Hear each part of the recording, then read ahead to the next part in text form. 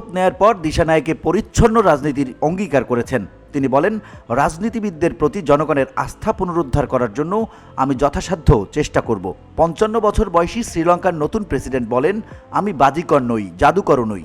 এমন কিছু আছে যা আমি জানি এবং জানি না, তবে আমি সর্বোৎকৃষ্ট পরামর্শ চাইব ও আমার সেরাটা করব। এজন্য সবার সহযোগিতা চাই।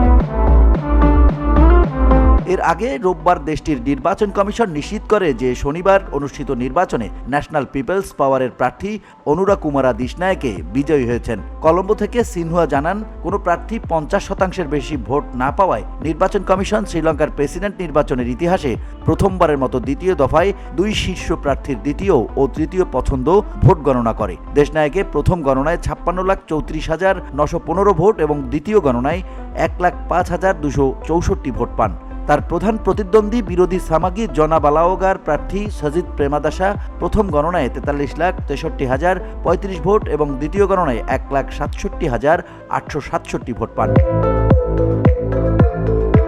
নির্বাচনের ফলাফল প্রকাশের পর সোশ্যাল মিডিয়া প্ল্যাটফর্মে এক্স এক পোস্টে দেশনায়কে বলেন, আশা ও প্রত্যাশায় ভরা লাখ লাখ চোখ আমাদের এগিয়ে নিতে প্রেরণা যোগায় এবং আমরা একসঙ্গে শ্রীলঙ্কার ইতিহাস নতুন করে লিখতে প্রস্তুত।